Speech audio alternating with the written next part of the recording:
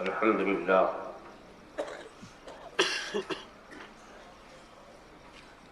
الحمد لله الذي يبدع الأفلاك والأقدين، والصلاة والسلام على من كان نبيا وآدم بين الماء والطين، وعلى آله وأصحابه أجمعين برحمتك يا أرحم الراحمين. أما بعد، أعوذ بالله من الشيطان الرجيم. بسم الله الرحمن الرحيم. ألف لام ميم ذلك الكتاب لا ريب فيه. صدق الله مولانا العظيم وصدق رسوله النبي الكريم، ونحن على ذلك من الشاهدين والشاكرين، والحمد لله رب العالمين. بارك الله لنا ولكم في القرآن العظيم، ونفعني إياكم بالآيات والذكر الحكيم، إنه تعالى جواد كريم ملك بر رؤوف رحيم.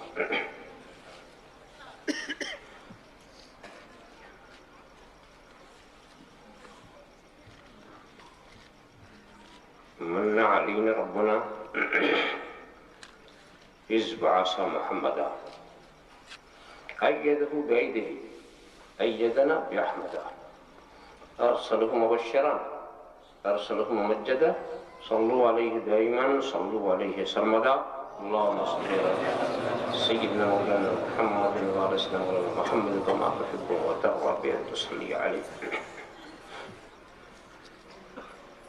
ادب کا ہیش زیر آسمان زرش نازکتا نفس گم کرتا می آیا جنید و بایزیدی جا بمصطفیٰ برسان خیش رہا کہ دین ہم اوست اگر بہو نرسیدی تمام بولا بیست وہ میری جان بھی جان کی جان بھی میرا ایمان بھی روح ایمان بھی وہ میری جان بھی جان کی جان بھی میرا ایمان بھی روح ایمان بھی محبت وحی آیات قرآن بھی اور قرآن بھی روح قرآن بھی محبت وحی آیات قرآن بھی اور قرآن بھی روح قرآن بھی نور و بشرا کا یہ امتزاج حسین جیسے انگشتری میں چمکتا نگی. نور و بشرا کا یہ امتزاج حسین جیسے انگشتری میں چمکتا نگی. عالم نور میں نور رحمان بھی عالم انس میں بیگ انسان بھی. عالم نور میں نور رحمان بھی عالم انس میں بیگ انسان بھی. نہ نبی کو ملی وسعت دم زدن، نہ ملک کی زباں کو مجال سخن. نہ نبی کو ملی وسعت دم زدن، نہ ملک کی زباں کو مجال سخن. لی مع اللہ وقتن سے ظاہر ہوا ہے تمہارے لیے ایک وہ آن بھی. لی مع اللہ وقتن سے ظاہر ہوا ہے تمہارے لیے ایک وہ آن بھی. لی مع اللہ وقتن سے ظاہر ہوا.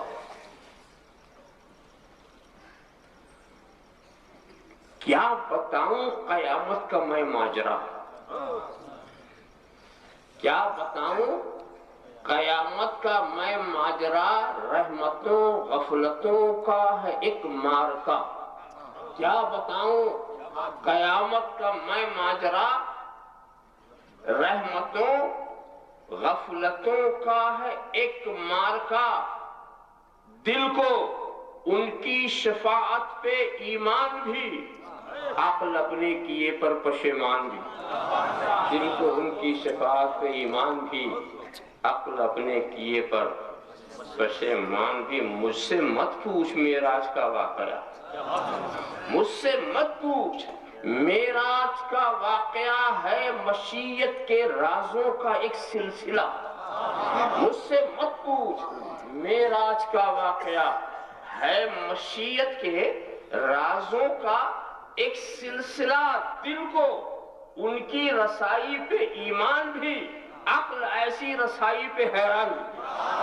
دل کو ان کی رسائی پہ ایمان بھی، عقل ایسی رسائی پہ حیران تھی۔ ناز سے ایک دن آپ نے یہ کہا، یہ بتا طائر سدرۃ المنتہا۔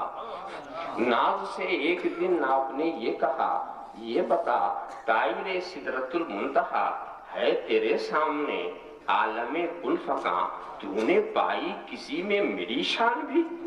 ہے تیرے سامنے عالم کن فکاں، تو نے پائی کسی میں میری شان بھی؟ بولے یہ حضرت جبرائیل امی، اے نگاہ مشیت کے زہرا جبیں، اے نگاہ مشیت کے، بولے یہ حضرت جبرائیل امی، اے نگاہ مشیت کے زہرا جبیں، ہو تیرا مثل کوئی کبھی اور کہیں، رب نے رکھا نہیں اس کا امکان بھی، رب نے رکھا نہیں اس کا امکان بھی، اے نگاہ مشیت کے، بولے یہ حضرت جبرائیل امی، اے نگاہ مشیت کے زہرا جبیں، ہو تیرا مثل کوئی کبھی اور کہیں، ہو تیرا مثل کوئی کبھی اور کہیں، رب نے رکھا نہیں اس کا امکان بھی، رب نے رکھا نہیں اس کا امکان۔ ان کی رحمت پہ اختر دل و جاں فدا، جن کو کہتا ہے سارا جہاں مصطفیٰ۔ ان کی رحمت پہ اختر دل و جاں فدا، جن کو کہتا ہے سارا جہاں مصطفیٰ۔ وہ میری زندگی ان سے غافل رہی، وہ نہ غافل رہے مجھ سے ایک آن بھی۔ جو میری زندگی ان سے غافل رہی، وہ نہ غافل رہے مجھ سے ایک آن بھی۔ اگر خاموش رہوں میں تو ہی سب کچھ ہے، جو کچھ کہا تو تیرا حسن ہو گیا محدود۔ بارگاہ رسالت والے رسالت میں درود شریف کا نذرانِ عقیدت پیش فرمائیں۔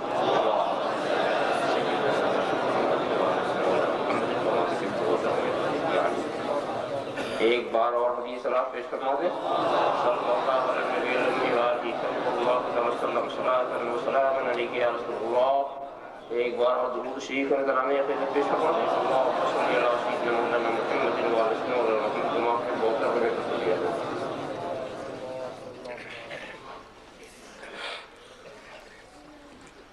الف لام میم، یہ بلند مرتبہ کتاب،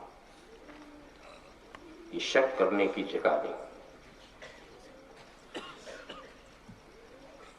اس میں کسی شک کی گنجائش نہیں۔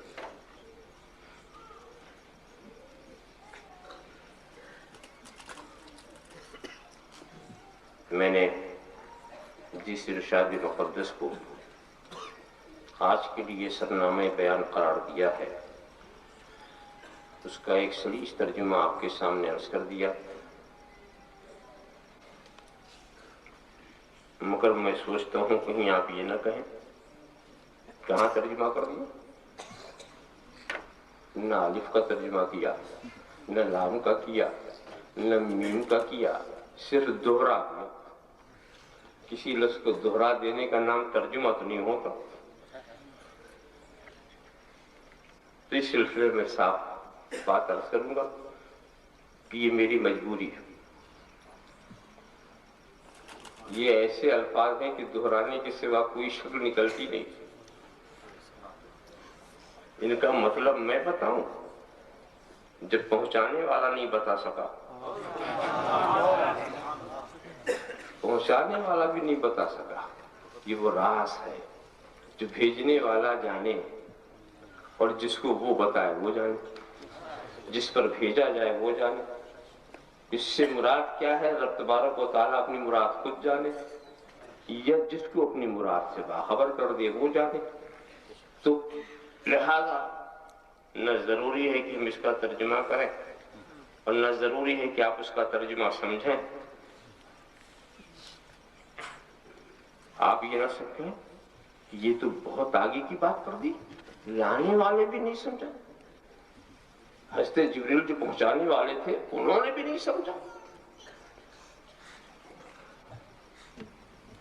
اگر یہ روایت میرے سامنے نہ ہوتی تو شاید میں آپ کے سوال کو بڑا وزندار محسوس کرتا، مگر حروف مقطعات کا نزول ایک موقع پر ہوا اور حضور ہر کلمے کے جواب میں علم تو فرماتے رہے، کاف علم تو، ہاں عین علم تو، صاد علم تو، ایک ایک لفظ پہ جبریل ادا کر رہے ہیں، حضور میں نے جان لیا، میں نے جان لیا، میں نے جان لیا، میں نے جان لیا، ایک ایک لفظ پر، اور اس کے بعد جبریل حیرت سے دیکھ رہے، میں نے تو نہیں جانا، میں نے تو نہیں جانا، جس کے پاس آیا اس نے جان لیا، جو لے کے آیا اس نے نہیں جانا، جو لے کے آیا اس نے نہیں جانا۔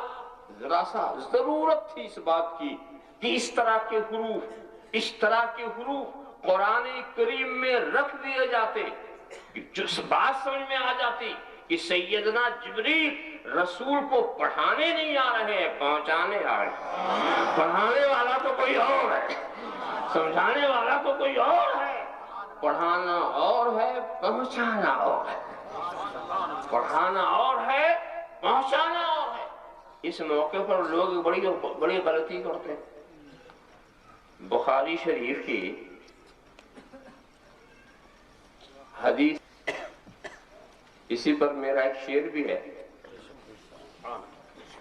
بخاری پڑھ کے بھی شان محمد عربی، بخاری پڑھ کے بھی شان محمد عربی سمجھ نہ پائے اگر تم تو پھر پڑھا کیا؟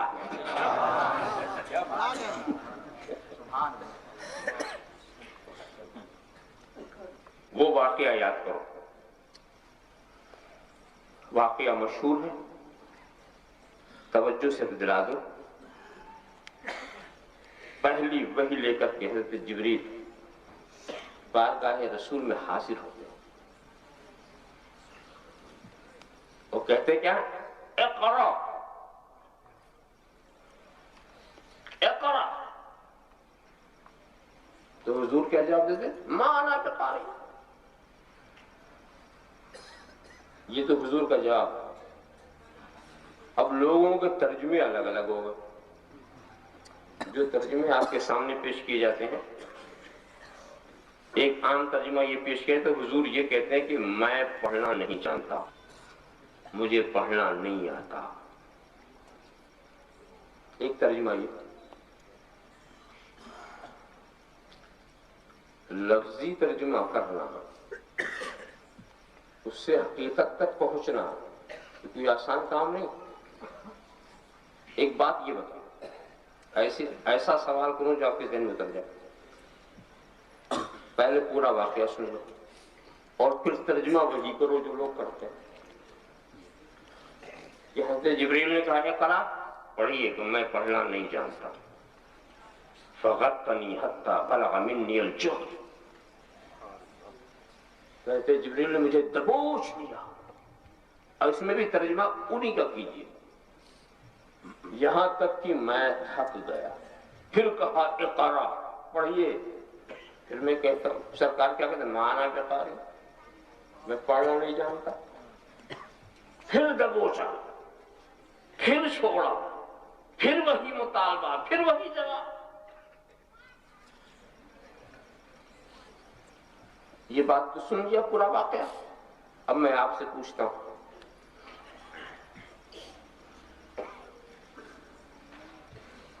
کہ حضرت جبریل کو کیا اس بات کی خبر تھی کہ رسول کو پڑھنا آتا ہے یا نہیں آتا؟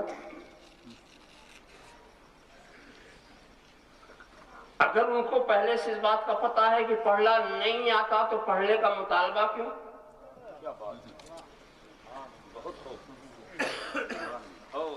اور اگر ایسا ہو سکتا ہے کہ مجھے معلوم ہو کہ آپ کو پڑھنے کی خبر، ایسا ہو سکتا، مگر جب میں آپ سے کہوں پڑھیے، آپ کو مجھے پڑھنا نہیں آتا، تو پھر میں کہوں گا پڑھیے؟ ارے ایک بار تو مجھ سے غلطی ہو سکتی ہے، ایک بار تو غلطی ہو سکتی ہے، مگر جب ایک بار غلطی ہوئی اور سامنے والا کہا مجھے پڑھنا نہیں آتا تو میں کہوں گا پڑھیے؟ پھر میں کہتا ہوں پڑھیے، پھر وہ کہتا مجھے پڑھنا نہیں آتا، پھر میں کہتا ہوں پڑھیے۔ یہ کوئی بات ہے؟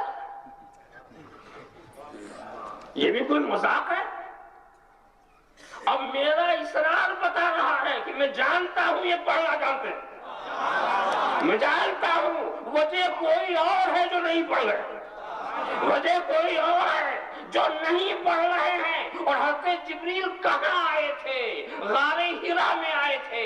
رسول کیا کر رہے تھے؟ خدا کی یاد میں مشغول تھے، جمال کے مشاہدے میں مستغرق تھے، ذہن خدا کی طرف تھا. حضرت جبریل ہٹانا چاہ رہے تھے، نبی تیار نہ ہوئے، نبی تیار نہ ہوئے.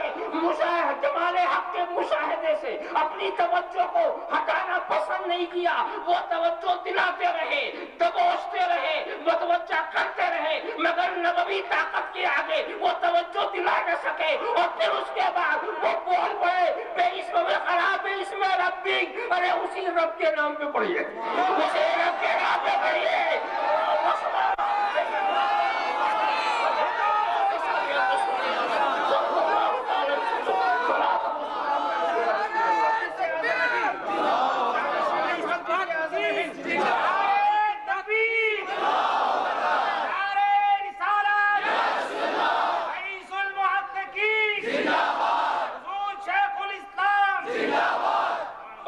صلی اللہ سیدنا مولانا محمد بالا سیدنا مولانا محمد کما تحب و ترغب ان تصلی علیہ. اب میں وہ ترجمہ کروں گا جو مجھے پسند ہے. ابھی تو دوسرے کا ترجمہ سنا تھا نا، تو کتنی خرابی لازم آ گئی، کتنی خرابی لازم آ گئی. اب یہ سنا کہ حضرت جبریل آئے، انہوں نے کہا اقرا، پڑھیے. سرکار نے کہا میں نہیں پڑھتا. میں کس میری محویت کیا، میرا استقراق کیا، میری توجہ خدا کے جمال سے مشاہدے جمال حق میں لگا ہوا ہوں، یاد الہی میں ہوں. سیاہ سے ہٹا کے کچھ اور کروانا چاہتے ہو؟ نہیں پڑھتا. فقطنی، مجھے دبوچا، حتی بلغا، یہاں تک کہ جبریل پہنچ گئے، منی، میری وجہ سے، میری وجہ سے انتہائی کوشش، منی الجہد، کمال کوشش، انتہائی کوشش کی طرف پہنچے. کیا مطلب؟ حضرت جبریل نے مجھے دبوچا، دبوچا، اتنا دبوچا کہ حضرت جبریل تھک گئے، حضرت جبریل تھک گئے اور بشریت مصطفیٰ نہ تھکی. اللہم صلی علی سیدنا مولانا محمد.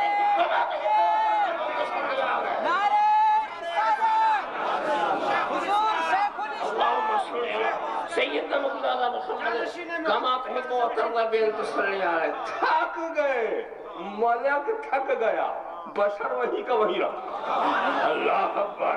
شدید القوا تھک گیا، ذو القوت المتین تھک گیا، حامل وحی الہی تھک گیا. مصطفیٰ کی بشریت وہی کی وہی رہی، مصطفیٰ کی بشریت وہی. اتنا تھکنے کے باوجود بھی نبی کی توجہ اپنی طرف نہ کر سکے، تھک جانے کے بعد بھی نبی کی توجہ اپنی طرف نہ کر سکے. ذرا سا غور کرو. تو ضرورت تھی کہ ایسے الفاظ اس میں ہوں جو بتائیں فرشتہ پہنچانے آتا ہے، سکھانے نہیں آتا. فرشتہ پہنچانے آتا ہے، ایک ضابطے کی تکمیل مقصود ہے. معنی کہاں سے آتے ہیں؟ معنی تو وہ کوئی اور دیتا، معنی تو وہی دیتا سکھانے والا. الرحمن علم القرآن، سکھانے والا اور ہے، پہنچانے والے اور ہے. سکھانے والا تو رحمان ہے جس نے قرآن کا علم دے دیا. اب آپ اچھی طرح سے سمجھ لیجئے، ہوتا ہے کبھی راز کی باتیں ایسی ہوتی ہیں. ارے آپ دیکھتے نہیں، اگر ہم آپس میں کچھ باتیں طے کر لیں، اپنے گھر ہم کہہ کے آئے کہ بھئی میں جا رہا ہوں اور تم مجھے ٹیلی گرام کرنا، اور جب یہ حالات پیدا ہوں تو تم فرسٹ کر دینا، میں سمجھ. اور جب ایسے حالات بنے تو تم سیکنڈ کر دینا، میں سمجھ لوں گا. اگر ایسے حالات بنے تو تم تھرڈ کر دینا تو میں سمجھ لوں گا. اب یہ ہمارا جس کے بیچ میں پیغام آنے جانے والا ہے طے ہو چکا.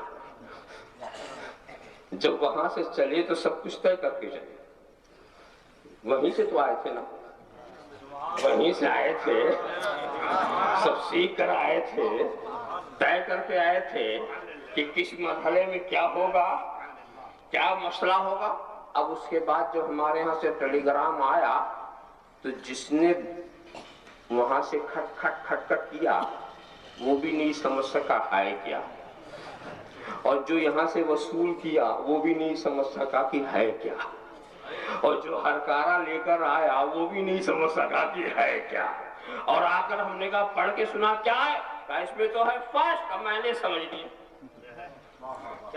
میں نے سمجھ لیا، تو معلوم ہوا کہ یہ تو نہیں سمجھا رہا ہے، جس نے بھیجا ہے اس نے پہلے ہی سے سمجھا دیا ہے، اس نے پہلے ہی سے سمجھا دیا ہے۔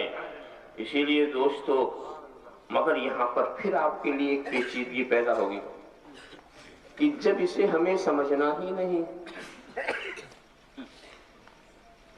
جیسے کہ حروف مقطعات یا متشابہات، اس سلسلے میں پہلے میں آپ کو اصولی کچھ باتیں بتا دوں تاکہ آپ کو کوئی اشتباہ نہ ہو۔ قرآن کریم میں کچھ تو مرکبات ہیں، کچھ مفردات ہیں۔ مفردات مانا ہر حرف الگ الگ، الف لام میم، الف لام را، کاف یا عین صاد، حا میم عین سین قاف، یہ مفردات، یہ جسے حروف مقطعات کہتے ہیں۔ اب مرکبات میں جو پورا جملہ آپ کی سمجھ میں آتا ہے، اور ان مرکبات میں کچھ محکمات ہیں، کچھ متشابہات ہیں۔ محکم وہ ہے،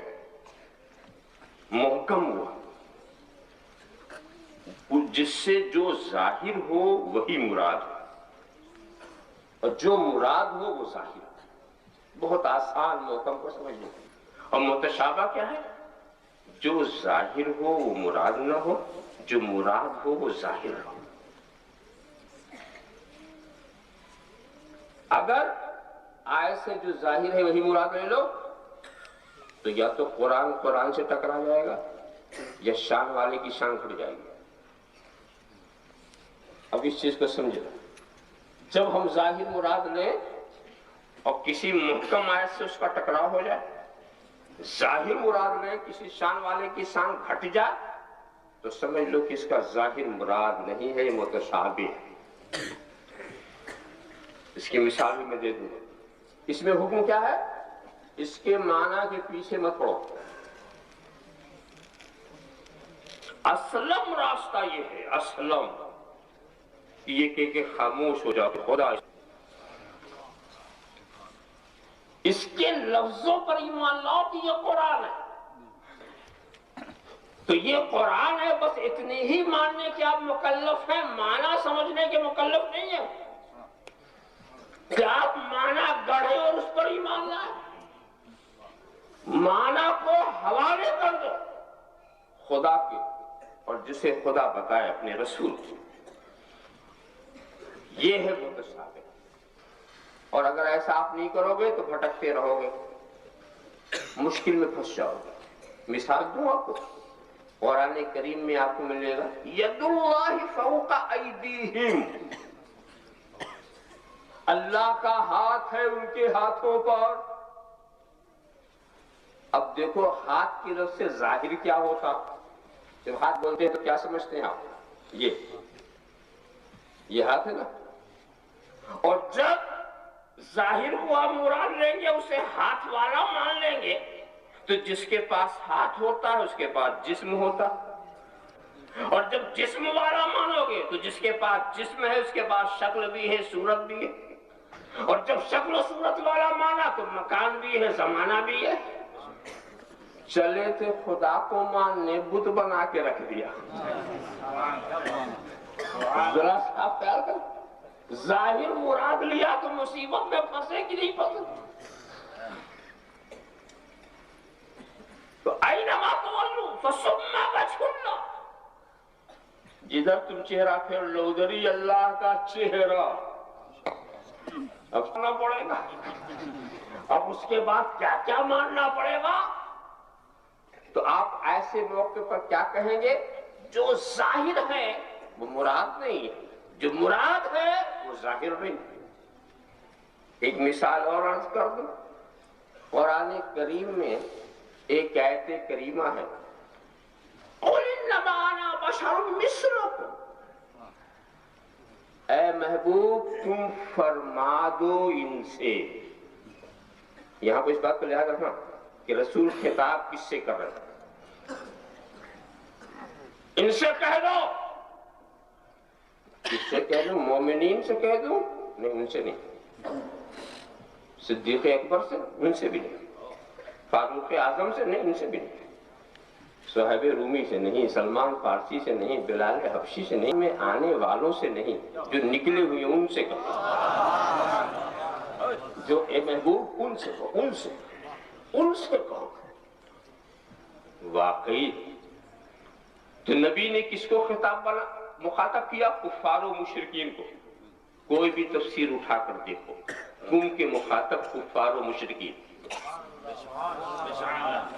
تم کے مخاطب کفار و مشرکین. اے محبوب تم ان مشرکوں سے کہہ دو، ان کافروں سے کہہ دو. کیا سمجھے؟ آج اگر کوئی اس آیت کو پڑھے اور یہ کہے کہ نبی نے ہم سے کہا، اس آیت کو پڑھے اور یہ کہے کہ نبی نے ہم سے کہا ہے کہ ہم تمہاری طرح بشر ہیں، اب یہ بولنے ان میں نہیں ہے، ان میں ہے. جو مخاطب اتنا مزے میں یہ ان سے ادھر چلے گئے. ارے تجھے تو ادھر ہونا تھا نا، تو کنارے کہاں چلا گیا؟ تجھے تو ان میں ہونا تھا، تو ان میں تو چلا گیا. نبی کی عداوت کا نتیجہ دیکھا، نبی کی عداوت کا رنگ دیکھا. کلمہ پڑھ کے ان میں آیا تھا اور آیت کا مخاطب بن کے ان میں چلا گیا. ذرا سا آپ خیال کرتے چلے. تو اے محبوب، تو سوال ہوا کہ ان سے کیا کہیں؟ ان سے کیا کہیں؟ ان سے یہ کہو ایکم مثلی، کیا تم میری طرح ہو؟ میں تمہاری طرح نہیں ہوں. یعنی ان سے مثلیت کی بات کرو، ان سے بے مثلی کی بات کرو. ان سے مثلیت کی بات کرو اور ان سے بے مثلی کی بات کرو. وہ بھی جب ان میں آ جائیں گے تو وہ بھی بے مثل کہیں گے. اللہم صلی علی سیدنا مولانا محمد کما تحب و ترضی ان تصلی علیہ.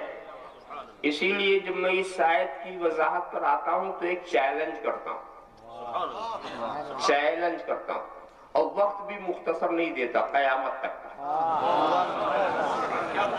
تاکہ اطمینان سے آپ تلاش کرو. سیدنا مولانا محمد کما تحب و ترضی ان تصلی علیہ. قیامت تک کا چیلنج. وہ کیا چیلنج؟ قرآن کریم کی حدیث کا کوئی ارشاد، ایسے موقع پہ ضعیف حدیث پیش کرو گے تو میں سن لوں گا. ایسی بتاؤ جس میں کسی نبی نے اپنے ماننے والوں سے کہا ہو میں تمہاری طرح بشر ہوں، یا کسی ماننے والے نے اپنے نبی سے کہا ہو کہ آپ ہماری طرح آدمی ہیں.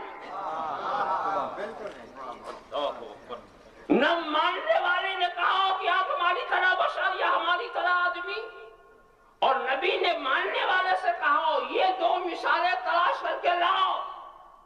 ہاں یہ ملے گا کہ نبی نے کافروں سے کہا، کافروں نے نبی سے کہا.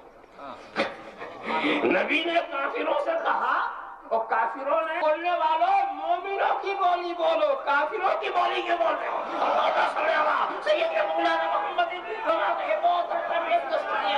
صلی اللہ علیہ وسلم صلاۃ و سلام علیک یا رسول اللہ صلی اللہ علیہ وسلم صلی اللہ علیہ وسلم صلاۃ و سلام علیک یا رسول اللہ. بات تو دوسری طرف چلی گئی. بات یہاں سے شروع ہوئی تھی کہ مخاطب کفار، اب نبی کافر. میں بہت زیادہ سیدھا ترجمہ ایسا کروں گا تاکہ یہ تو بہت بگاڑ کے ترجمہ پیش کیا. دیکھیں کافر سامنے ہو، نبی کہتے ہیں اے کافروں میں تمہاری طرح بشر ہوں. چلیے اب اس سے زیادہ سیدھی بات کہتے ہیں. تو کافروں سے تو کہا نا، ایمان والوں سے تو نہیں کہا، کافروں سے تو کہا کہ کیا تم اپنے نبی کو کافروں کی طرح سمجھتے؟ کیا اس کا جو ظاہر مراد لے لیا جائے وہ محکم آیتوں سے ٹکرائے گا کہ نہیں؟ شان والے کی شان گھٹائے گا کہ نہیں؟ اور ایک بات اور بتا دوں، اگر کوئی کافر یعنی ابو جہل آئے کہ اے مسلمانوں تمہارا نبی ہماری طرح، ابو لہب بولے، عتبہ و شیبہ بولے، عقبہ ابن ابی معیط بولے، ولید ابن مغیرہ بولے، اے مسلمانوں تمہارا نبی ہماری طرح ہے۔ پوچھو دلیل کیا ہے؟ تمہارا نبی ہمیں سے تو کہتا، اس نے ہمیں سے تو کہا، یہ دلیل ہے، قرآن ہے، قرآن کی دلیل ہے، دیکھو ہمیں سے تو کہا قل انما انا بشر مثلکم۔ تو جب نبی نے ہم کو مخاطب بنایا اور تمہاری کتاب میں بنایا تو اب تو یہ دلیل بہت مضبوط ہو گئی، اپنی نبی کی بات نہیں مانو گے؟ تو اس دلیل کو سن کر کیا تم ابو جہل کو حق دو گے کہ وہ تمہارے نبی کو اپنی طرح کہے؟ کیا ابو لہب کو حق دو گے؟ کیا عتبہ و شیبہ کو حق دو گے؟ کیا ولید ابن مغیرہ کو حق دو گے؟ کیا کفار اور مشرکین کو حق دو گے کہ وہ اس دلیل کا سہارا لے کر کہے کہ تمہارے نبی ہماری طرح ہے؟ دین و دیانت والوں، محشر کی تپتی ہوئی دھوپ میں شفاعت رسول کے امیدواروں، جب تم ان کو حق نہیں دیتے جو بظاہر کیسے حق ملے گا جن سے خطاب بھی نہ ہو؟ اللہم صلی علی سیدنا مولانا محمد کما تحب و ترضى بأن تصلی علیہ صلی اللہ علیہ وسلم صلاۃ و سلام علیک یا رسول اللہ۔ تو بات یہ نہیں ہے، بات صرف یہ آیت ایسی ہے کہ اس کا ظاہر مراد لو تو شان والے کی شان گھٹتی ہے اور محکم آیت سے ٹکراؤ ہو جاتا ہے، اس لیے کہ قد جاءکم من اللہ نور، تمہارے پاس اللہ کے جانب سے نور آیا تو دیکھو نور جو ہے یہ محکم ہے، اور بشر مثلکم جو ہے یہ متشابہ ہے، یہ متشابہ ہے۔ متشابہ کے ترجمے کے پیچھے نہ پڑو، بس مان لو کہ اس کی مراد خدا ہی جانے، اس کی مراد خدا ہی جانے۔ جیسے تم نے ید اللہ فوق ایدیہم میں مان لیا کہ اس کی مراد خدا جانے، جیسے تم نے وجہ اللہ میں مان لیا کہ اس کی مراد خدا ہی جانے، جیسے تم نے الف لام میم میں مان لیا کہ اس کی مراد خدا ہی جانے، جیسے تم نے کاف ہا یا عین صاد میں مان لیا کہ اس کی مراد خدا ہی جانے، ویسے اس میں بھی مان لو کہ اس کی مراد خدا ہی جانے، اس کی مراد خدا ہی جانے۔ اور ایک بات میں اور بتاتا چلوں، ہمارا اسٹیج ذمہ دار اسٹیج ہے، ہاں ذمہ دار اسٹیج ہے، ایسی غیر ذمہ داری کی باتیں نہیں ہوا کرتے۔ دیکھو کہیں یہ نہ کل پروپیگنڈا ہو، ارے نبی کی بشریت سے انکار کر دیا، نبی کی بشریت سے انکار کر دیا، ارے نبی کی بشریت سے انکار کر دیا۔ تو ان سے کہو میں صاف نبی کا بشر ماننا یہ ہمارے ضروریات دین میں سے، کو بشر نہ مانے وہ کافر، بشر ماننا ضروریات دین میں سے۔ جھگڑا بشر ماننے میں نہیں ہے، جب تم کہتے ہو ہماری طرح بشر، تب سوال ہوتا ہے کہ اس کو آئینہ دکھاؤ، ابھی اس نے اپنے کو نہیں دیکھا۔ اللہم صلی علی سیدنا مولانا محمد کما تحب و ترضى بأن تصلی علیہ۔ اور ایک چیز اور بھی میں بتا دوں، کسی چیز کا کچھ ہونا اور ہے اور اس کو وہی کہنا اور بات چیز ایسی ہوتی ہے کہ ہوتی تو سچ ہے مگر کہی نہیں جاتی۔ نہ مانو تو مجرم اور بول دو تو مجرم۔ آپ کو یہ بڑی پریشانی میں پھنس گئی ہے۔ تو بھائی دیکھو، تم جس کو اپنا ماموں کہتے ہو وہ تمہارے باپ کا سالہ ہے کہ نہیں؟ ہے کہ نہیں ہے؟ بغیر سالہ بنے ماموں کیسے بنے گا؟ باپ کا سالہ ہے نا، ذرا سا اپنے ماموں کو یہ باپ کے سالے کہہ کے بلاؤ۔ بات سچی ہے کہیں نہیں جاتی، بات سچی ہے کہیں نہیں جاتی۔ تمہاری ماں تمہارے باپ کی جورو ہے کہ نہیں ہے نا؟ تو اماں کو والدہ صاحبہ کو بجائے اے ابا کی جوری کو بلاؤ تو جوتے پڑیں گے، اور جب تم لغت والی بحث اٹھاؤ گے تو وہ کہے گی کہ بات سچی ہے کہیں نہیں جاتی۔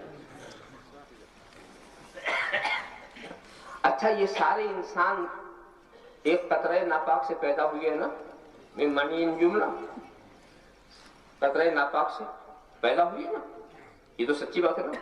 اب کسی کو بلاؤ ایک قطرے ناپاک سے پیدا ہونے والی طرح، تو ایسی حجامت وہ بنائے گا کہ چہرہ پہچاننے میں نہیں آئے گا، اور آپ قرآن پڑھ کے سنائیں گے ارے نادان بات سچی ہے کہیں نہیں جاتی۔ اور آگے پڑھو اس سے بھی زیادہ زوردار، رب تبارک و تعالیٰ ساری کائنات کا مالک ہے کہ نہیں؟ ہے کوئی ذرہ جس کا مالک نہیں؟ ہے کوئی گوشہ؟ مالک السماوات والارض، لہو ما فی السماوات والارض، زمین و آسمان اس میں جو کچھ ہے سب کا مالک اور حقیقی مالک ہے کہ نہیں؟ ہے کوئی ذرہ جس کا وہ مالک نہ ہو؟ ہے کوئی گوشہ جس کا وہ مالک نہ ہو؟ مگر دوستو اگر کوئی نقل کفر نباشا، اگر کوئی بدنصیب یوں کہے کہ خدا میرے سنڈاس کا مالک ہے، کافر ہو گیا، کافر ہو گیا۔ کیا سنڈاس کائنات میں نہیں ہے؟ کیا عالم میں اس کا شمار نہیں ہے؟ نادان، بات تو نے سچی کہی ہے، مگر ذلیل مخلوق کی طرف جو تو نے نسبت دی ہے، ذلیل مملوک کی طرف تو نے نسبت دی ہے، اس نسبت کی شناعت و قباحت کی وجہ سے تو کافر ہو گیا، کافر ہو گیا۔ جو تجھے مالک کہنا تھا تو مالک السماوات والارض کہتا، مالک محمد عربی کہتا، مالک جبرائیل و میکائیل کہتا، مالک جنت کہتا، مالک عرش کہتا، مالک لوح و قلم کہتا۔ جو ذلیل مملوک تھی ادھر تو نے نسبت دیا، تو کافر ہو گیا۔ بات سچی ہے کہیں نہیں۔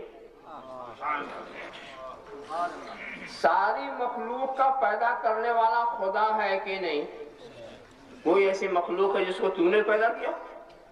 سب کا خالق خدا تو خالق السماوات والارض، قطرے قطرے کا خالق، دریا دریا کا خالق، پتا پتا کا خالق، ذرہ ذرہ کا خالق ہے، سب کا خالق۔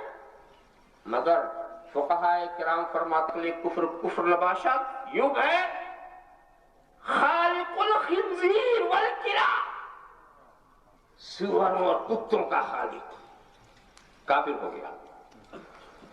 تو سوروں کو کس نے پیدا کیا؟ بات سچی ہے کہیں نہیں جاتی، بات سچی ہے کہیں نہیں جاتی۔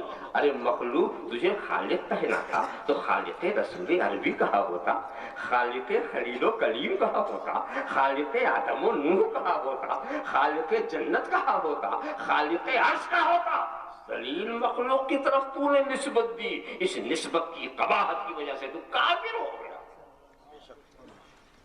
دوستو بشر نبی ہیں، بشر ہیں، مگر صرف بشر ہی نہیں ہے، کچھ اور بھی تو ہے۔ تو اب تو بشر بشر کہے گا، نیت کیا ہے؟ گرانے کی نیت۔ کیوں؟ آپ نے بشر میں گرانے کی نیت کہاں سے آئے گی؟ کہا یہ ابلیس سے پوچھنا، اس نے بھی بشر کا لفظ گرانے کے لیے استعمال کیا تھا، اس نے بھی بشر کا لفظ سب سے پہلے نبی کی توہین لفظ بشر سے اگر کسی نے کی ہے تو ابلیس نے کیا۔ جب کہا گیا تھا سجدہ کیوں نہیں کیا؟ کہا میں جن ہوں یہ بشر ہے، میں آگ سے مٹی سے۔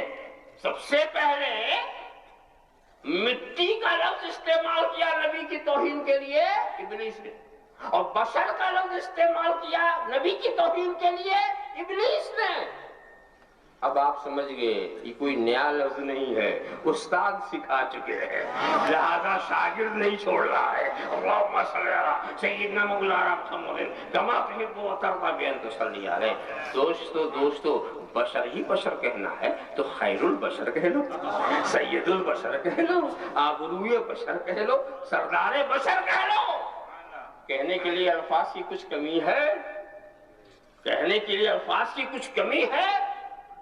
بات سچی ہے، کہیں نہیں جاتی۔ اس چیز کو اچھی طرح سے آپ سمجھو، ہر لفظ جو مل جائے بس بولنا ہی شروع نہ کر دو، پہلے دیکھو کہ یہ کس طرح کا لفظ ہے۔ ہر حقیقت بولی نہیں جاتی۔ ہاں تو بات یہ چل رہی تھی جناب والا کہ یہ آیت کریمہ جو ہے متشابہ ہے۔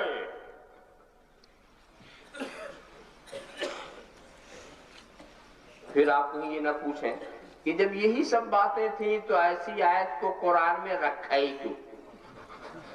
فرصت ہو جاتی۔ جب ہم کو سمجھنا ہے ہی نہیں ہے، صرف مان لینا، بس لفظ سنا آمنا وصدقنا، بس صرف مان لینا ہے کہ یہ خدا کا کلام ہے، بس اتنا ہی تو ہے نا۔ تو ہم کو وہ آیتیں دی جاتی جو ہمارے سمجھنے کے لیے، نہیں محکمات۔ اور جانتے ہو محکمات کتنی ہیں؟ اس میں جو مسائل کی آیتیں ہیں، خاص طور سے احکامات کی جو آیتیں ہیں، صرف 500۔ احکامات کی آیتیں کتنی ہیں؟ 500، جس سے ہماری زندگی کا تعلق ہے، جس میں ہمارے لیے حرام و حلال کے مسائل۔ تو آپ کہیں کہ بھائی تو ٹھیک ہے، اسی کو دیا جاتا۔ جب ہمیں اسے سمجھنا ہی نہیں ہے تو یہ اتارا کیوں گیا؟ یہ بھیجا کیوں گیا؟ تو پہلے میں آپ کی صلاح کر لوں، یہ آپ پر نہیں اتارا گیا، جس پر اتارا گیا وہ سمجھتا ہے۔ آپ نے کب سمجھا؟ قرآن آپ پر نہیں اتارا، جس پہ اتارا گیا وہ سمجھتا ہے، اور اس پر اتارنا ہی چاہیے تھا، یہ سب اتارنا چاہیے تھا۔ اس میں تو کچھ آیتیں ایسی ہیں نا جو ہم انسانوں کے لیے مناسبت سے، بشر کی مناسبت سے، اور کچھ آیتیں ہیں جو راز و اسرار ہیں، ان کی حیثیت الگ ہے۔ تو نبی پر جب یہ آیتیں اتری تو نبی کی شان تو سمجھو۔ نبی کی 3 صورتیں، ایک صورت حقی، ایک صورت ملکی، ایک صورت بشری۔ تو کچھ آیتیں صورت حقی کے لیے ہیں، کچھ صورت ملکی کے لیے ہیں، کچھ صورت بشری کے لیے ہیں، کچھ صورت بشری کے لیے ہیں۔ تو تم صورت بشری والی آیت کو سمجھو، آگے مت بڑھو، آگے قدم مت بڑھاؤ۔ پھر آپ کہیں گے اچھا ٹھیک ہے، نبی کے لیے تھا تو نبی کو خود ہی لکھ کے اپنے پاس رکھ لینا تھا، میں کیوں دیا؟ ہمیں تو اتنا ہی دینا چاہیے تھا جو ہم سمجھیں۔ دوستو نہیں، یہ تمہارے ایمان کا بھی امتحان۔ ایسی چیز رکھ دی گئی جو نہ سمجھو پھر بھی مانو، پھر بھی مانو۔ تمہارا جو خناس ہے اس کا علاج اس میں ہے، نہ سمجھو پھر بھی مانو۔ اور اگر تم نے یہی وعدہ کرے نہیں ہم جو سمجھیں گے وہی مانیں گے، تو تم نے قرآن کو کم مانا، تم تو اپنی سمجھ کو مان رہے۔ جو سمجھ میں آئے وہ مانا، نہ سمجھ میں آئے نہ مانا۔ تو تم تو اپنی سمجھ پر ہی مان لایا ہے، اپنی سمجھ کا ماننے والا مومن نہیں ہے، محمد عربی کا ماننے والا مومن۔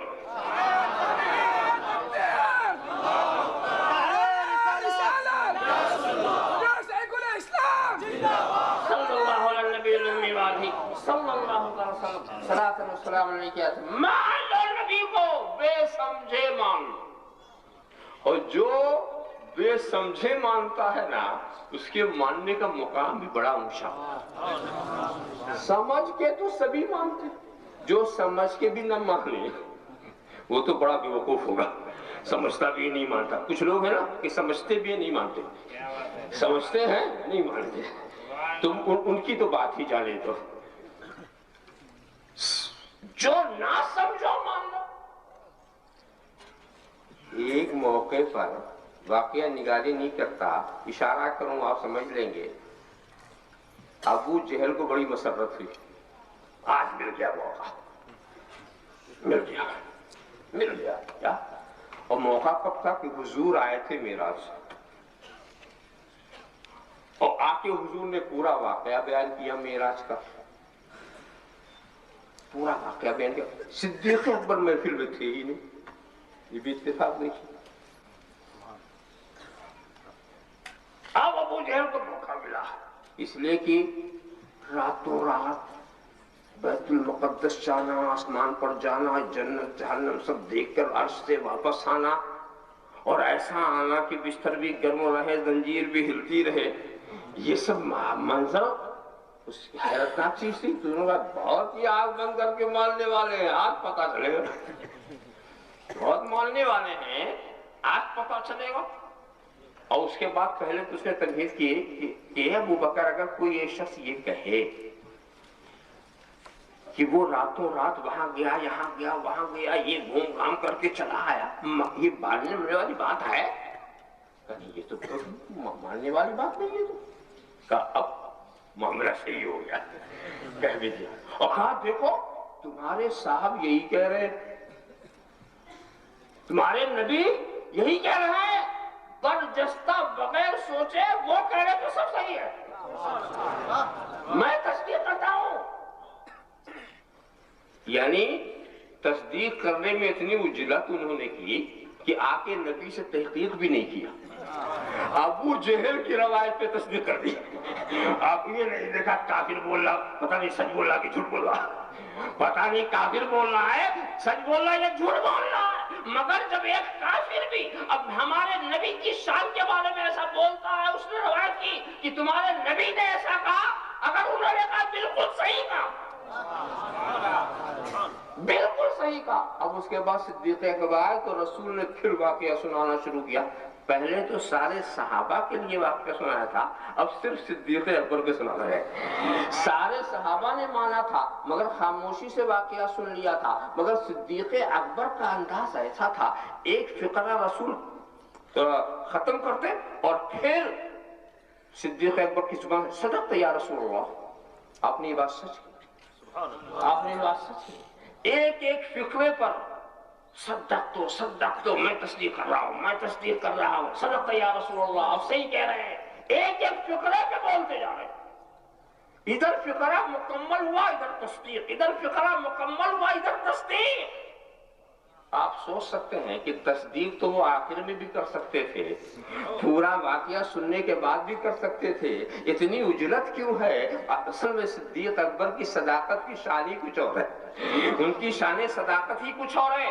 اگر چپ ہو کر کے اتنا واقعہ سنتے تو تمہارے دل میں خیال آ سکتا تھا کہ سن بھی رہے تھے اور غور بھی کر رہے تھے کہ کیا ایسا ہو سکتا ہے کہ نہیں ہو سکتا، کیا ایسا ہو سکتا ہے کہ نہیں ہو سکتا، غور کرنے کا موقع مل گیا۔ مگر انہوں نے ایک ایک فقرے پر تصدیق کر کے بتا دیا، اے محبوب ہم نے آپ کو عقل سے نہیں مانا ہے، عشق سے مانا ہے۔ اللہم صل علی سیدنا مولانا محمد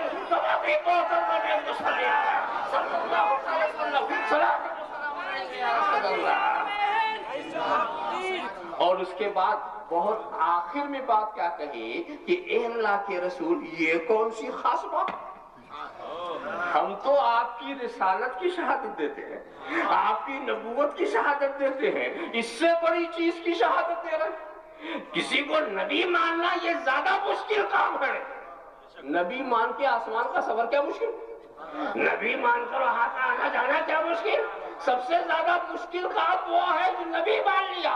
جب نبی مان لیا تو آپ کچھ کہیں اور ہم نہ مانیں، آپ کچھ کہیں اور ہم نہ مانیں۔ ارے دوستو، پھر جب صدیق اکبر جب انہوں نے کہا اشہد انک لرسول اللہ، اے رسول ہم تصدیق کرتے ہیں آپ اللہ کے رسول ہیں،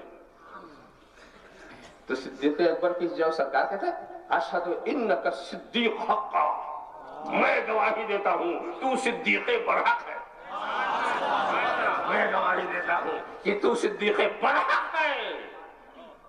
ایک بات بتا دوں، حضرت صدیق اکبر نے شہادت دی، رسول نے بھی شہادت دی،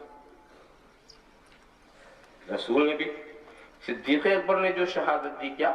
آپ اللہ کے رسول ہیں، اور رسول نے شہادت دی تم صدیق۔ ایک طرف نبی کی شہادت رکھو، ایک طرف صدیق اکبر کی شہادت رکھو۔ اب ان دونوں شہادتوں میں مقام کس کا اونچا؟ ایک طرف نبی کی شہادت ہے، ایک طرف صدیق اکبر کی شہادت ہے۔ ذرا صاحب دیکھیں، ان دونوں شہادتوں میں مقام جس طرح نبی کی ذات صدیق کی ذات سے بلند ہے، ایسے ہی نبی کی صفات صدیق کے صفات سے بلند ہے، ایسے ہی نبی کی شہادت صدیق کی شہادت سے افضل ہے۔ اللہم صلی علی سیدنا محمد کما تحب وترضى علیہ۔ دیکھو، اگر صدیق اکبر کسی چیز کی شہادت دیں آپ اسے نہ مانو تو ان کی شہادت کا انکار ہوگا نا۔ صدیق اکبر شہادت دیں اور آپ نہ مانو تو آپ ایک صحابی کی شہادت کے منکر ہوئے نا، اور ایک صحابی کی شہادت کے منکر ہو کر آپ گمراہ تو ہوں گے، کافر نہیں ہوں گے۔ آپ گمراہ تو ہوں گے، کافر نہیں ہوں گے، مگر رسول شہادت دے اور انکار کرو تو کافر ہو جاؤ۔ رسول شہادت دے تو انکار کرو تو کافر ہو جاؤ۔ اے صدیق اکبر، آپ صداقت کے اس آسمان پر ہیں، جو آپ کی صداقت کا منکر ہے وہ کافر ہے۔ اللہم صلی علی سیدنا مولانا محمد کما تحب وترضى علیہ۔ اللہم صلی علی سیدنا مولانا محمد کما تحب وترضى علیہ۔ رئیس المحققین اللہم صلی علی سیدنا مولانا محمد کما تحب وترضى علیہ۔ تو مانو تو عشق سے مانو، عقل سے۔ ارے عشق سے ماننے والوں نے تو ایسا کیا، عشق تحقیق نہیں کرتا، کیا بات ہے؟ عقل تحقیق کرتی، عقل والوں تحقیق کرتے کرتے ٹھوکر بھی کھاتے، ٹھوکر کھاتے ہیں۔ ارے عقل اگر صحیح راستہ دکھانے میں کافی ہوتی تو عقل والے لڑتے کیوں؟ ہے یہ لڑنے والے عقل والے ہی لڑتے، جاہل نہیں لڑتا، یاد رکھنا، بے شک جاہل نہیں لڑتا۔ جو لڑتے ہیں وہ عقل والے ہوتے ہیں، وہ علم والے ہوتے ہیں۔ علم والا علم والے سے لڑتا ہے، عقل والا عقل والے۔ یہ تو عشق کی خوبی ہے کہ عشق والے سے نہیں لڑتے۔ اللہم صلی علی سیدنا مولانا محمد کما تحب وترضى علیہ۔ عشق والے سے نہیں لڑتے مگر عقل والے لڑتے ہیں، عقل والے لڑتے ہیں۔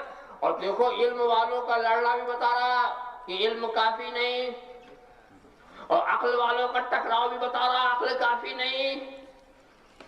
علم کو بھی لگام چاہیے، علم کو لگام چاہیے، اور علم کی لگام کس کے ہاتھ میں ہو؟ عقل کے ہاتھ میں۔ علم کی لگام اسی لیے کچھ لوگوں کے پاس کیا ہوتا، عقل تھوڑی ہوتی ہے، علم زیادہ ہوتا، بڑے خطرناک ہوتے۔ اسی لیے مثل مشہور ہے کہ یک من علم راہ دہ من عقل باہر، ایک من علم کے لیے 10 من عقل چاہیے۔ اور اگر آپ کے پاس ایک چھٹانک عقل ہے اور 10 من علم تو گدھوں کی طرح بوجھ ڈھو رہے ہیں کتابوں کا، اس میں کچھ نہیں ہے۔ اس لیے عقل کے ہاتھ میں علم کی لگام ہے۔ ابن تیمیہ کے لیے جو امام تقی الدین سبکی نے جو فقرہ استعمال کیا تھا وہ یہی کہا تھا، علم ہو اکبر من عقل ہی، اس کا علم اس کی عقل سے زیادہ ہے۔ یعنی عرب میں جب کسی کو بیوقوف کہنا چاہتے تو یہی کہتے ہیں کہ اس کا علم اس کی عقل سے زیادہ ہے، یعنی بیوقوف ہے۔ مگر دوستو علم کی لگام تو عقل کی آپ نے دے دی، مگر عقل کو بھی بے لگام نہ رکھا، اس لیے کہ عقل بھی بہت ٹھوکر کھا رہی ہے۔ یہ سارے اختلافات ساری دنیا کے یہ صرف عقل والوں کے اختلاف ہیں، لہذا عقل کو بھی ایک لگام چاہیے، عقل کو بھی ایک لگام چاہیے۔ جب تک وہ لگام نہیں ہوگی عقل صحیح راستے پر نہ لے جا سکتی ہے نہ جا سکتی ہے۔ یہ جعلی نوس عقل والا ہی تھا، फकरा तो सकरात अक्ल वाले थे, फीसा बुरी शक्ल वाला था, दीमकराती शक्ल वाला था, पतली मुंह शक्ल वाला था। ये सारे शेख अबू अली सीना इब्ने रुश्द बरकले ये सब अक्ल वाले थे, मगर इनकी अक्ल इन्हें सिराते मुस्तकीम पे चला न सकी, सिराते मुस्तकीम पर पहुंचा न सकी। तो अक्ल भी चाहती है किसी और नूर को, किसी रोशनी को, तो अक्ल की लगाव के लिए नूरे नबूवत की जरूरत है। जो अक्ल की लगाव नूरे नबूवत के समय, तो इल्म को अक्ल के हवाले कर दो और अक्ल को मुस्तफा के कदमों में डाल दो, अक्ल को मुस्तफा के कदमों में डाल दो। ना अक्ल बहकेगी ना इल्म बहकेगा। अल्लाहुम्मा सल्ली अला सय्यिदना मुहम्मद कमा तुहिब्बु व तुहिब्बु। हजूर शेखुल इस्लाम जिंदाबाद, रईसुल मुहक्किकीन जिंदाबाद, दीन तरीक़त सल्लल्लाहु अलैहि सल्लल्लाहु अलैहि वसल्लम सलातन व सलाम अलैका या रसूलल्लाह। इसीलिए हम बताते हैं दोस्तों, किताब बड़ी जरूरी चीज होती है ना, होती है कि नहीं? मगर किताब से फायदा किसको होता? जो समझ सके, पढ़ सके।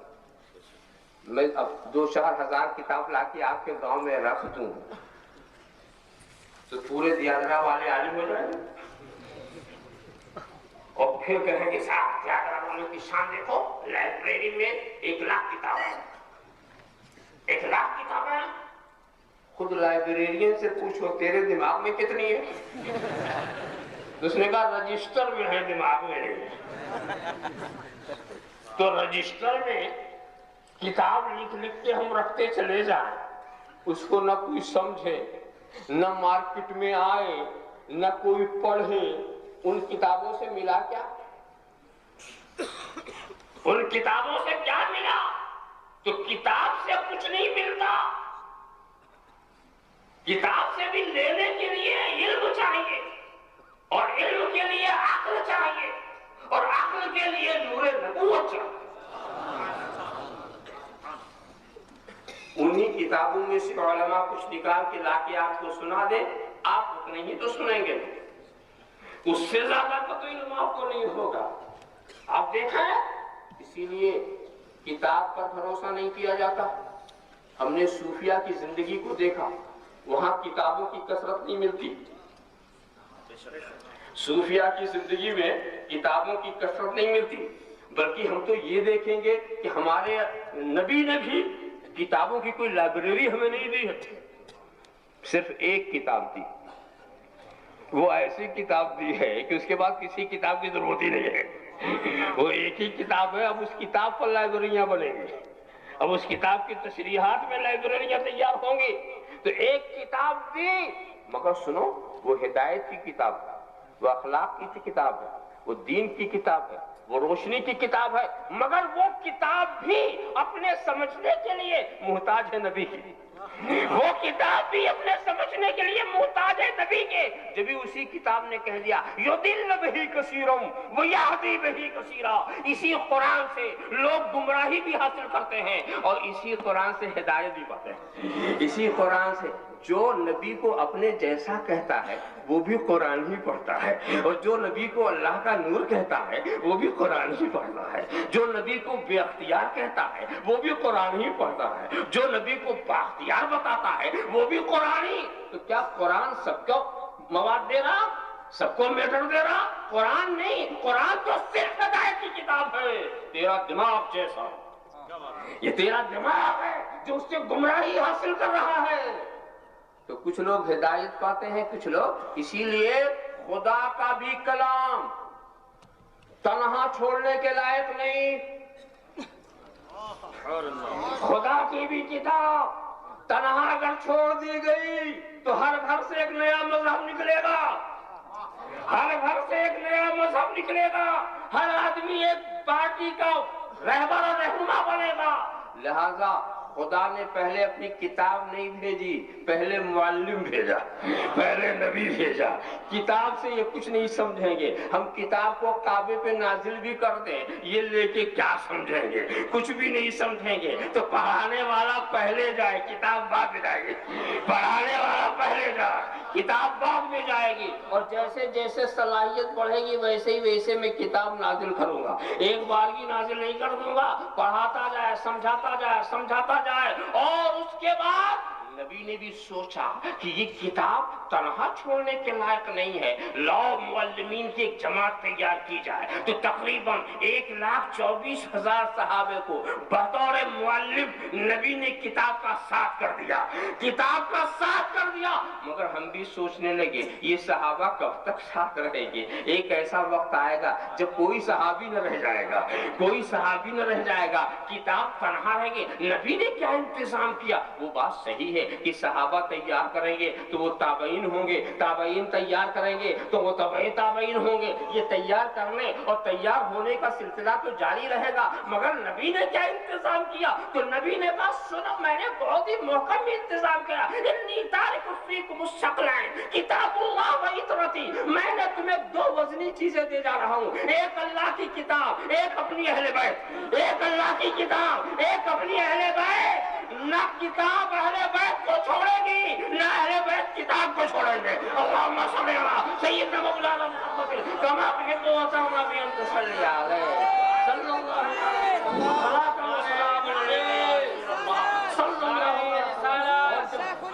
نبی نے ساتھ لیا، اللہم صلی علی سیدنا مولانا محمد صلی اللہ علیہ نبی الامی وآلہ صلی اللہ علیہ وسلم صلاۃ و سلام علیک یا رسول اللہ۔ تو نبی نے ساتھ کیا، اور ساتھ کر کے یہ بھی کہا یہ دونوں ساتھ رہیں گے حتی یرد علی الحوض، حوض کوثر تک یہ ساتھ رہیں گے، یہ دونوں ساتھ رہیں گے، حوض کوثر تک ساتھ رہیں گے۔ اہل بیت کتاب کو سمجھانے والے ہوں گے، کتاب اہل بیت کو سمجھانے والے ہوں گے، اور جب اہل بیت پر کوئی مصیبت آئے گی تو یہی کتاب سہارا بنے گی، یہی کتاب سہارا بنے گی۔ وہ مصیبت بہت بڑی مصیبت تھی جو اہل بیت پر آئی تھی میدان کربلا میں، اور سب کو قتل کر دیا گیا تھا، شہید کر دیا گیا تھا، اور اس کے بعد جناب والا پروپیگنڈے کی ایک مشین چل گئی، انتقال ہوئے، مر گئے، باغی تھے، ایسے تھے، ویسے تھے، وہ چلے گئے، وجود ختم ہو گیا۔ جس وقت اہل بیت کے خلاف یہ یزیدی شورش چل رہی تھی، اس وقت کتاب چلا کے کہہ رہی تھی لا تقولوا لمن يقتل في سبيل الله اموات، لا تقولوا لمن يقتل في سبيل الله اموات۔ ارے وہ اللہ کی راہ میں جو قتل ہوئے ان کا مردہ مت کہو، ان کا مردہ مت کہو، بل احیاء، وہ زندہ ہے، وہ زندہ ہے۔ دنیا اہل بیت کو مردہ کہے گی، کتاب اہل بیت کو زندہ کہے گی۔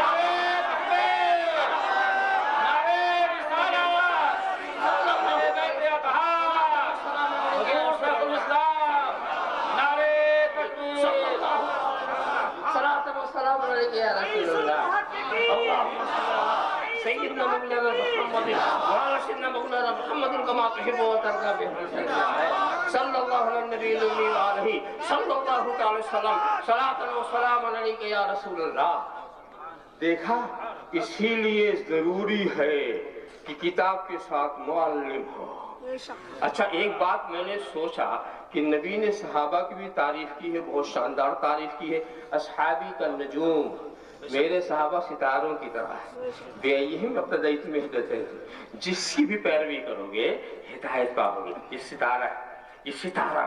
اور جب اہل بیت کی تعریف پر آئے، اہل بیت کسفینۃ نوح، میری اہل بیت نوح کی کشتی کی طرح ہے، نوح کی کشتی کی طرح ہے، جو بیٹھے گا نجات پائے گا، جو مخالف ہوگا ہلاک ہو جائے گا، ہلاک ہو جائے گا۔ یہ نوح کی کشتی ہے، یہ نوح کی کشتی ہے۔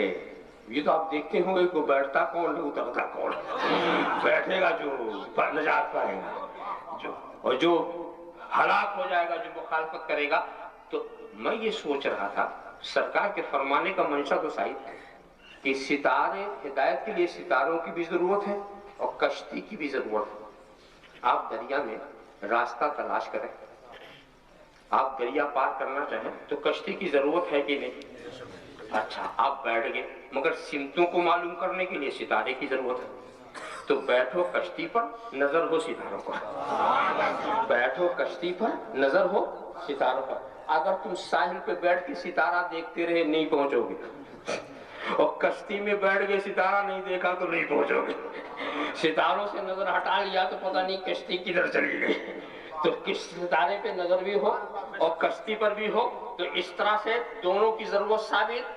مگر میں نے کہا اے اللہ کے رسول، آپ اس کو الٹا بھی تو کہہ سکتے تھے، اہل بیت کو ستارہ کہہ دیتے، صحابہ کو کشتی کہہ دیتے، مقصد وہی تھا کہ کشتی پر بیٹھو تو وہی ہدایت، منشا ہدایت ہی کا تو تھا، منشا تو عصمتوں کا۔ یہ کیا بات ہے کہ آپ نے اہل بیت کو تو کشتی بنا دیا اور صحابہ کو ستارہ کہہ دیا؟ تو سرکار کہتے سنو، میں اپنے وفاداروں کا بار بار امتحان نہیں لیا کرتا، میں اپنے وفاداروں کے، ان کے وفا، وہ اپنے وفا میں سچے نکلے، وعدہ کے پکے نکلے، ان کو، اور جب انہوں نے وفاداری کی تو اس وفاداری کے انعام میں ہم نے ان کو اتنا بلند کر دیا، اتنا بلند کر دیا، آسمان پہ پہنچا دیا، اور ان کی روشنی زمین پہ پڑ رہی ہے تاکہ کوئی ان کے خلاف تھوکے تو اسی کے چہرے پر آئے، ان کے خلاف تھوکے تو اسی کے چہرے پر آئے۔ اب بار بار میں ان کا امتحان نہیں لوں گا، امتحان کے میدان میں بار بار نہیں اتارا جائے گا۔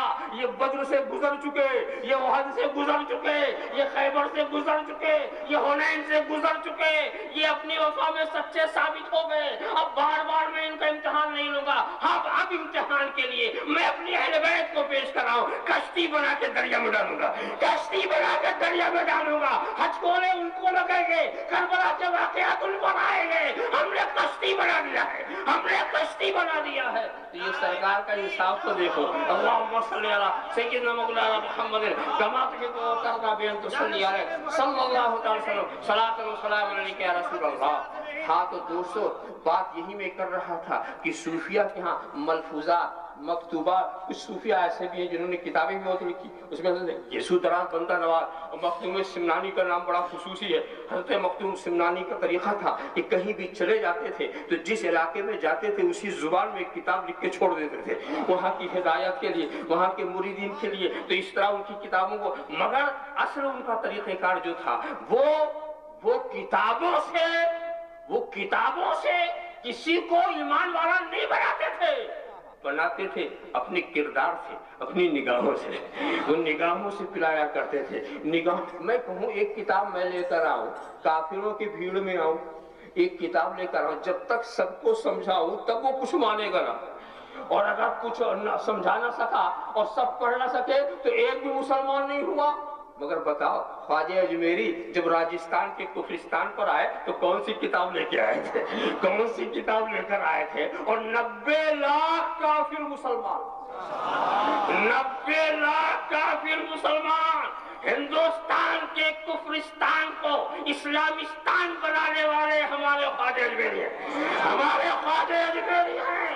انہوں نے کتاب پڑھ کے مسلمان نہیں بنایا ہے، نظروں سے مسلمان بنایا ہے، آنکھوں سے مسلمان بنایا۔ وہ کیسے مسلمان؟ سرکار کی سنت پہ عمل کیا۔ صحابہ بھی کتاب پڑھ کے صحابی نہیں ملے ہیں، نبی کا کردار دیکھ کے صحابی ہوئے ہیں، نبی کے اقوال دیکھ کے صحابی ہوئے ہیں۔ تو جو نبی کا طریقہ ہدایت تھا وہ اولیاء نے اپنایا، جو نبی کا طریقہ ہدایت تھا وہ اولیاء نے اپنایا۔ ذرا سا سمجھ میں آئے، اس لیے کہ کتاب کے سمجھنے کے ہر لوگ سب اہل نہیں ہوتے، اس کا سمجھنا سب کے لیے آسان نہیں ہوتا، اسے سب پھیلایا ہی نہیں جا سکتا، پھیلایا ہی نہیں جا سکتا۔ اسی لیے بزرگان دین نے جو تربیت کا نقشہ کھینچا وہ اور ہے۔ یاد رکھو، کتاب سے لوگ گمراہ بھی ہوتے ہیں، ہدایت پاتے ہیں، مگر کسی ولی سے کوئی گمراہ نہیں ہوتا، کسی ولی سے کوئی گمراہ نہیں ہوتا۔ یہ وہاں تو ہدایت ہی ہدایت ہے، وہاں تو ہدایت ہی ہدایت ہے۔ معاملہ ایسا، اور ایک بات بتا دوں، جب کتاب کی بات آئی، جانتے ہو کتاب کیا چیز ہوتی؟ دو عقلوں کے بیچ میں ایک کتاب ہوتی ہے، اور دو کتابوں کے بیچ میں ایک عقل ہوتی ہے۔ راز سوچیے آپ، ایک عقل نے کچھ لکھا ہم بیٹھے لکھے، یہ ہماری عقل نے لکھا، کتاب بن گئی۔ دوسری عقل نے پڑھا، پڑھ کے لے لیا، اب یہ کتاب دو عقلوں کے بیچ میں آ گئی کہ نہیں؟ یہ کتاب دو عقلوں کے بیچ میں آ گئی، اور پھر اس عقل والے نے اس کتاب سے لے کے پھر لکھا، تو اب اس کی عقل دو کتاب کے بیچ میں آ گئی۔ ایک کتاب وہ جو جس سے لے رہا اور ایک کتاب وہ جس میں دے رہا. آ گئی کہ نہیں؟ تو کیا مطلب؟ ہر عقل سے پہلے ایک کتاب چاہیے نا، اور ہر کتاب سے پہلے ایک عقل چاہیے. ہر کتاب سے پہلے ایک عقل چاہیے. وہ عقل دے گی تو دوسری عقل لے گی، ایک عقل دے گی تو دوسری عقل لے گی، پھر وہ عقل دے گی تو تیسری عقل لے گی، تو وہ دے گی تو چوتھی لے گی. تو ہر عقل دو کتاب کے بیچ میں، اور ہر کتاب دو عقل کے بیچ میں، ہر کتاب دو عقل کے بیچ میں. اب آپ سوچیں گے کہ وہ کون سی کتاب ہے جس سے پہلے کوئی عقل نہ ہو، اور وہ کون سی عقل ہے جس سے پہلے کوئی کتاب نہ ہو؟ وہ کون سی عقل ہے جس سے پہلے کوئی کتاب نہ ہو، اور وہ کون سی کتاب ہے جس سے پہلے کوئی عقل نہ ہو؟ تو وہ کتاب جس کے پہلے عقل نہیں وہ کتاب اللہ ہے، اور وہ عقل جس سے پہلے کتاب نہیں وہ رسول اللہ ہے. اللہم صلی علی سیدنا مولانا محمد وعلی سیدنا مولانا محمد کما تحب وترضى بأن صلی اللہ صلاۃ و سلام علیک یا رسول اللہ. تکبیر. اللہم صلی علی سیدنا مولانا محمد صلی اللہ علیہ وسلم صلاۃ و سلام علیک یا رسول اللہ صلی اللہ علی النبی الأمی وآلہ صلی اللہ علیہ وسلم صلاۃ و سلام علیک یا رسول اللہ. تو وہی عظیم کتاب جو کسی عقل کا کرشمہ نہیں ہے، الف لام میم ذالک الکتاب، یہ عظیم کتاب جس سے پہلے کوئی عقل نہیں ہے، کسی عقل نے اسے ظاہر نہیں کیا ہے. وہ عظیم کتاب لا ریب فیہ، اس میں کسی شک و شبہ کی گنجائش نہیں ہے. ارے بھئی جو جس میں شک و شبہ نہ ہو اس میں بھی تم شک کرو. ارے کچھ لوگ تو ایسے ہیں شک کرتے ہیں تو اپنے شک کرنے میں بھی شک ایسے شکیوں کا کیا ذکر کیا جائے، پھر کہ منشک کیا. اچھا تو اب آپ دیکھیں یہ عظیم کتاب اور اس کی عظمت آپ دیکھیں، عظمت دیکھیں اس کتاب کی. ایک ہی زبان سے تو نکلی ہے نا. ہم نے کس سے سنا؟ اللہ کے رسول. اگر اللہ کے رسول اس کو اپنی کتاب کہہ کے پیش کرتے تو کون کہتا غلط بولنے؟ کہ خدا کی کتاب کو اپنا کہہ کے اپنا روب جمانے کے لیے، اپنی شان بلاغت دکھانے کے لیے خدا کی کتاب کو اپنی کتاب نہیں کہو. اتنا ہی کہہ دیتے نا ساری جنگ ختم، سارا جھگڑا ختم. جھگڑا اسی بات کا تو تھا کہ یہ اللہ کی کتاب نہیں.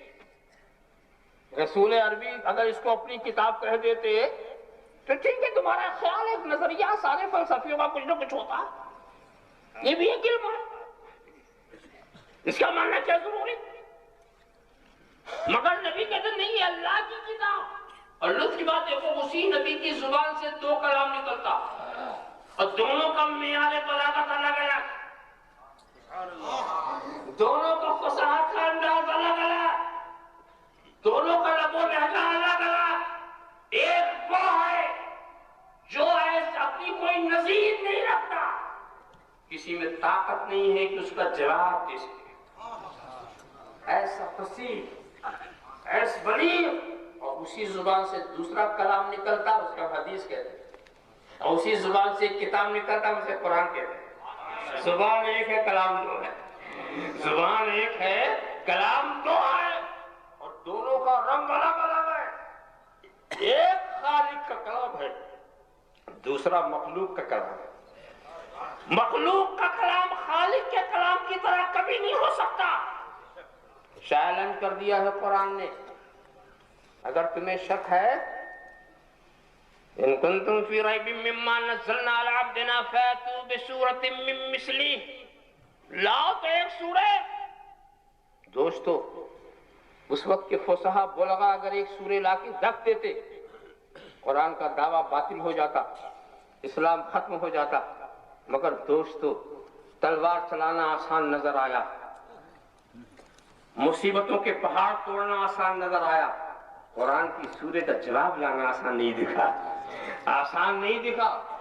کچھ لوگوں نے قرآن کے اندر نقص نکالنے کی بھی کوشش کی اور بہت سوچ سمجھ کر کے فصحا اور بلغا کو بٹھایا کہ اس میں سے کوئی غیر فصیح لفظ ہو تو نکالو، اور پھر اس کے بعد جناب والا سوچ بچار کر کے 3 لفظ نکلے پورے، اور انہوں نے فیصلہ کیا یہ فصیح لفظ نہیں ہے، یہ غیر فصیح لفظ ہے۔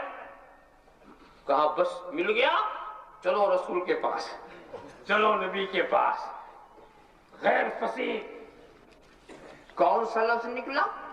کبار، حضوا، عجاب۔ قرآن میں 3 لفظ ہیں، ایک جگہ کبار ہے، ایک جگہ حضوا ہے، اور ایک جگہ عجاب کا۔ یہ 3 لفظ جو ہیں غیر فصیح ہیں۔ جب یہ آ کر نبی سے کہا کہ فیصلہ کون کرے، یہ غیر فصیح کا فیصلہ کون کرے، تو معلوم ہے ایک بہت بوڑھا قرآن، اتنا بڑا فصیح کہ پورے عرب میں اس کا جواب نہیں، اس کو بڑا وہ جواب دے گا، وہ فیصلہ کرے گا۔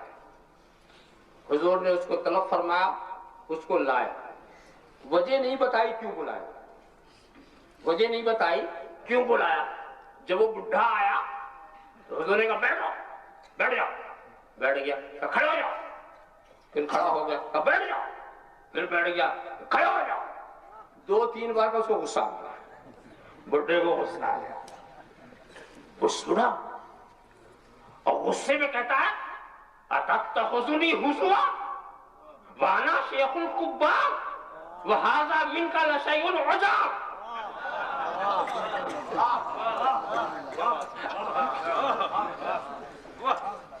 اتتخذنی حضوا، کیا آپ میرا مذاق بنا رہے ہیں؟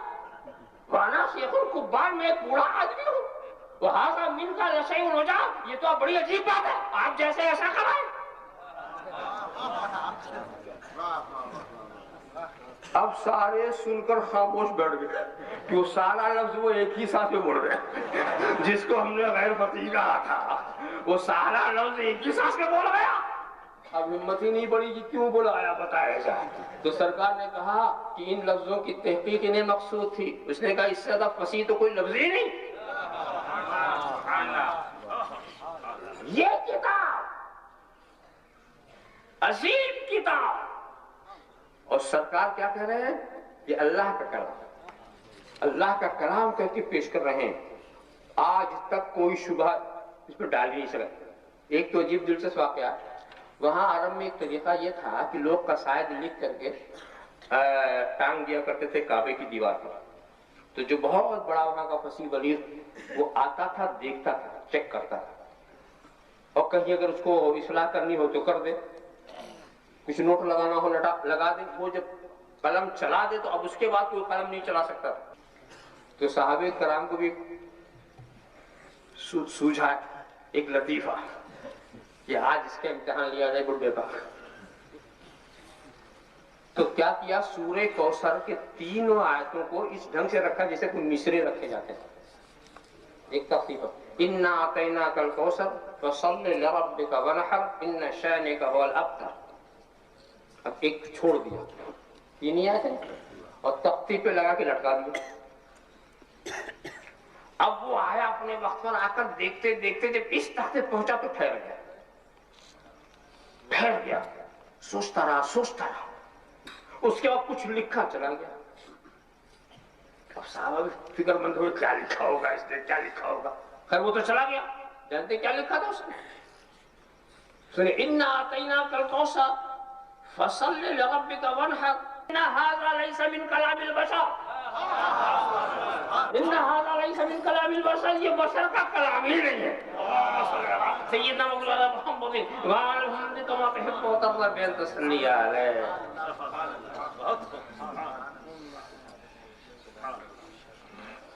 نگاہ عشق و مستی میں وہی اول، وہی آخر، وہی قرآن، وہی فرقان، وہی یاسین، وہی طٰہٰ۔ وآخر دعوانا الحمدللہ۔